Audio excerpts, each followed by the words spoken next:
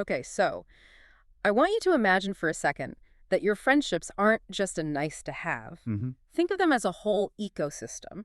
A kind of structural support that, keeps you standing when the storms hit. Exactly.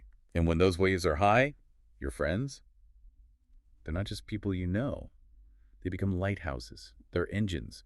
They're harbors. Harbors, I like that. And that's what we're doing today. We're taking a deep dive into what we're calling the 6 primary architectures of connection. Basically, the natural gifts you bring to the table in your relationships. And the mission here is really simple. We just want to hold up a gentle mirror so you can see the friendship self you tend to be most of the time. Yeah. So when you step into that ecosystem, what role do you instinctively play? Are you the harbor? Are you the engine? Or are you, the light offering the advice? And this is less about strict labels and more about just understanding how you naturally express loyalty or how you show up when things get stressful. Or even in moments of celebration. Right. And look, you're probably a blend of these roles. We all are. But knowing your dominant one, that can reveal some pretty crucial insights, especially about your blind spots, So let's start with the first group. These are the friends who build and guide. the action-oriented ones. Exactly. Everything they do is about structure, clarity, and forward momentum. First up is the advisor. The steady compass. Yes. The steady compass of the group. They're calm, they are practical, and they're just incredibly reliable. And their loyalty, it runs so deep, but it's expressed through that practicality. When a friend is venting about some catastrophe, the advisor's first instinct is, okay, solutions. Let's fix this. Right. They immediately try to bring structure to the chaos, just to help you feel grounded again. Their love language in friendship is pretty clearly acts of service. Oh, 100%. They're the one who shows up on moving day. Or, they'll help you figure out what's wrong with your car. They give you a path forward. But that's where the tension is, isn't it? That compulsion to fix. That's the blind spot. You mean? Well, it's the difficulty in just listening. A true advisor has to consciously hit pause and just realize, hey, maybe my friend just needs to be heard right now, not repaired. I see. So if they jump to the solution too fast, it can backfire. It can make their friend feel like their feelings weren't, valid. Exactly. Which is a really short contrast to our next type. The challenger. The challenger. They're also about forward motion, but their whole method is different. This is the truth teller. The ultimate motivator. The challenger is defined by just, raw, direct honesty. They tell you what you need to hear, not what you want to hear. And it's driven by this, fierce belief in your potential. Absolutely. Their support is all about action. It's about helping you rise above whatever obstacle you've put in your own way. Okay, but, isn't the challenger sometimes just too much? That level of honesty, doesn't it cross a line sometimes? Into judgment. That's the inherent cost. That's the risk they take. Alienation. Yes. Their honesty can feel like criticism if it's not cushioned. Their friendship love language is emotional support. But for them, that means these deep, honest talks that demand growth. So they show they care by making you confront your own stuff, not by coddling you. You got it. So if the advisor gives you the map, the challenger gives you the honest boot camp training to make sure you're ready for the journey. Okay, let's shift gears then. We're moving away from action and structure and into something else entirely. Intuition, safety, the friends who hold space. And this brings us to the empath. Ah, the empath. Defined by intuition. Yeah. They feel things so deeply, not just their own emotions, but, they absorb everyone else's too. They are the safe space. They're the person you go to when you just want to be understood. No judgment. Right. They're masters at just sitting with you and listening. Their real strength is in that softness, They make you feel so deeply seen. But absorbing all that emotion, it has to come at a cost. A steep one. Burnout. I was just going to say that. Yeah.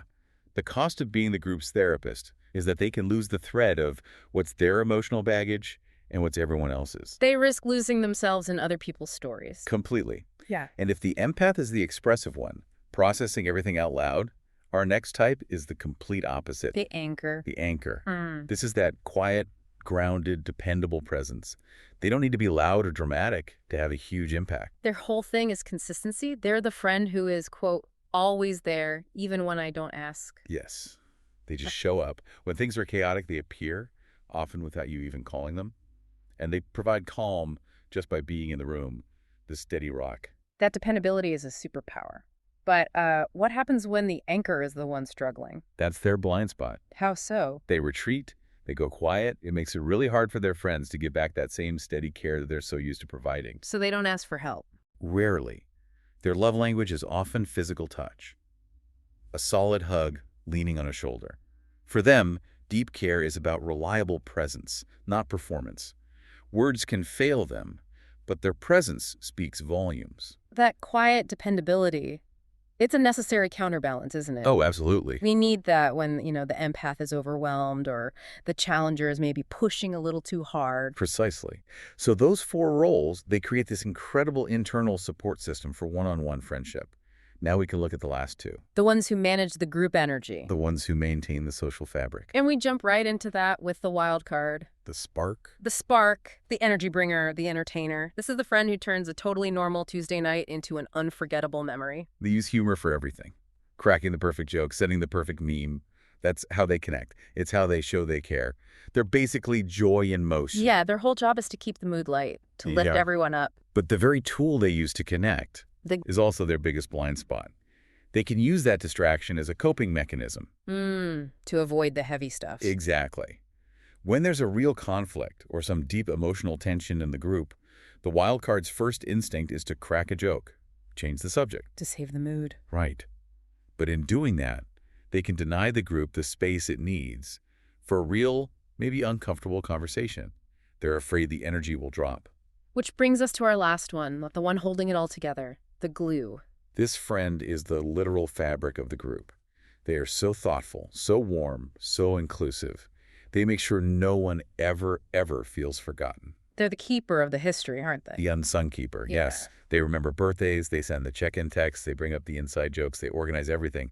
They just take on this immense, quiet responsibility for the social health of the entire group. And in a conflict, they're the peacekeeper. Immediately. Patching things up, making sure everyone is okay. But that desire for cohesion, it's noble, but the internal cost of being the adhesive. It's got to be exhausting. It's profound emotional fatigue.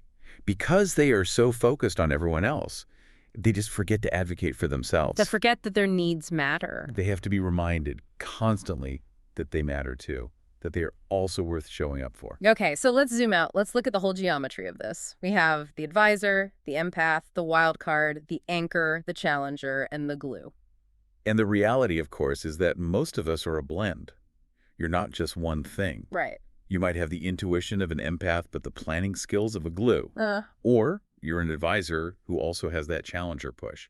This isn't about boxing you in. No, it's descriptive. It's just a way of saying that we all love and show up in our own unique ways. Exactly. And understanding your primary instinct, that's where the growth is. If you know you're mainly an anchor, you know your blind spot is retreating when you're in crisis.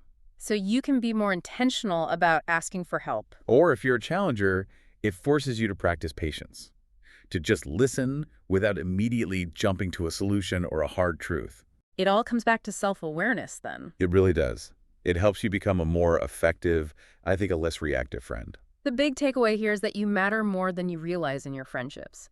Recognizing your architecture, whether you're the compass, the safe space, or the spark, it helps you lean into your gifts. Which brings us to that final thought we want to leave you with. Go for it. If your friendship world is a garden, a complex, thriving garden, which seeds of yourself will you choose to water today? Is it your wisdom? Is it your joy? Or is it your steady, quiet presence? So the question is what you will consciously, intentionally offer to your friends. Use that specific gift. Deliberately.